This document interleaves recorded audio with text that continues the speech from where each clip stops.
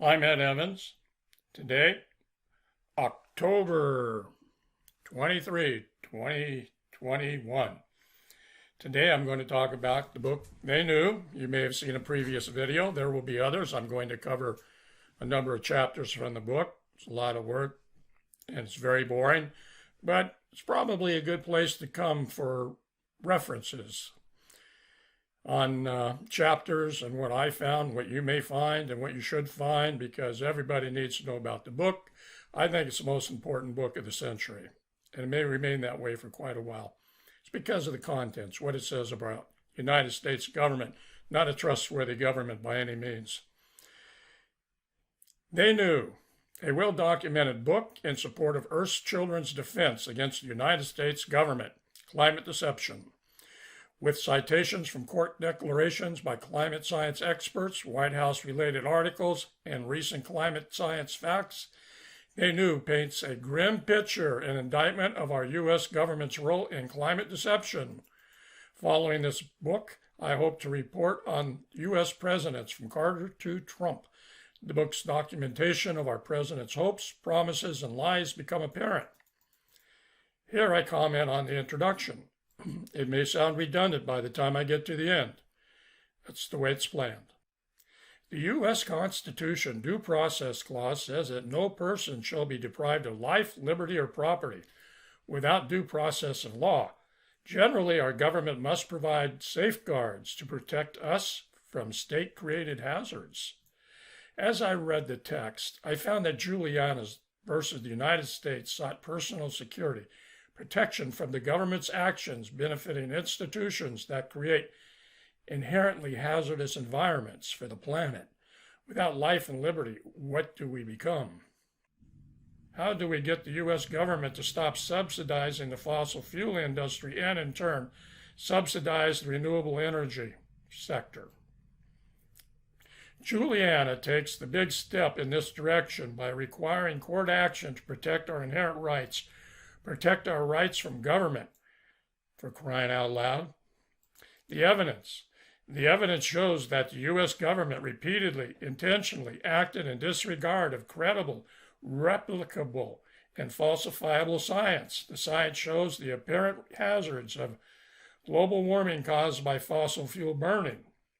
Our United States government pays subsidies to the fossil fuel industry as if the fossil fuel industry was a corporate welfare company.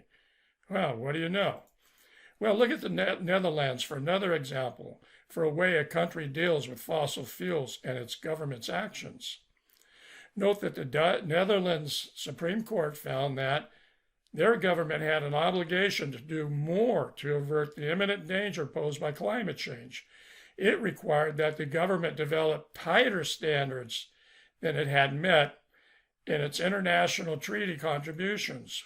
We should remember, too, that the Netherlands creates only a minimal amount of greenhouse gases compared to our ever-hungry fossil fuel consumption. Incidentally, wasn't it George W. Bush who said the United States was addicted to fossil fuels? He did. Check it out. Ultimately, it seems what Juliana versus the United States thought was for the United States government to take positive action as soon as possible to decarbonize the U.S. economy. President Reagan more or less said the same about the Montreal Protocol, getting rid of chlorofluorocarbons, okay?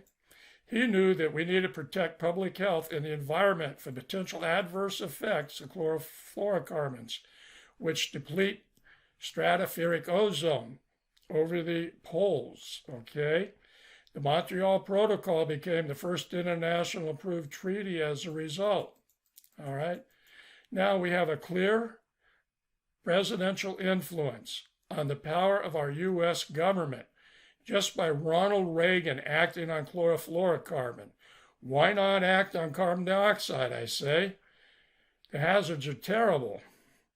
Recall how Reagan understood the existential threat of the ozone hole over the Earth's poles? Chlorofluorocarbon leaked by refrigerators, spray cans, and a whole lot of stuff. Damaged the ozone. Thanks to a guy named Von Raleigh in UC Davis, California, and other scientists, we found out about the problem. He did it by flying those balloons up there in the stratosphere. Of course, he was on the ground. But anyway, that kind of atmospheric science is important because he found dangerous cancer-causing chemicals. As a result, the U.S. Senate ratified a treaty on March 4th, 1983. I believe that was 1988. 1988 by 83-0. A link will be found below about December 21, 1987, promotion of ozone polluting chemicals. All right, incidentally, the Trump White House has sought, so far without success, at least while he's in office, to persuade Congress to zero out funding for the treaty's continual implementation. I guess Trump figures to make America great by watching our eyes go blank and the birds and the bees go blind. Well, I guess the gophers stay partially blind. All right. I remember one Republican politician say we could always wear sunglasses back in the day. The point is that the United States Congress could act to reduce fossil fuel consumption too, but it doesn't. Instead, it uses tobacco strategy to cause doubt. So the U.S. Congress remains with its head in the sand. As we see from President Reagan, the executive branch has the power to control our nation's energy system, with fair play, that is. Regressing to Juliana versus to United States, Judge Akins of the United States District Court said, and I'm quoting from the book, Juliana proffered uncontradicted evidence. Evidence showed that the government was historically known that the dangers of greenhouse gases are real and very hazardous. I'm adding here, very hazardous. Going on and quoting the judge, it has continued to support infrastructure and promote fossil fuel-based energy systems, thus increasing greenhouse gas emissions. Unquoting Judge Akins. Plainly, the government failed to present evidence to refute that it controls fossil fuel-based energy systems and infrastructure for that matter. No, the fossil fuel industry did not pay for all of its infrastructure. We, the taxpayers, did. Yeah, all right. They paid for some, but we did too. We ought to be able to stop it. The consequences are grave. Now, let's go on to Musk, because he's in the wind.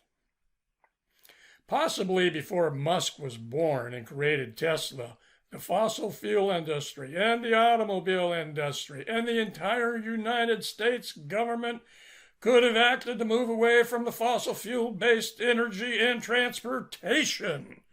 See, when they knew for Exxon's role in first studying the climate problem and agreeing it was a problem and then going on the warpath, the United States and the entire world, our presidency betrayed us. Not only were presidents involved, but the United States Congress also played a significant role by taking fossil fuel lobbyist money, as to this very day.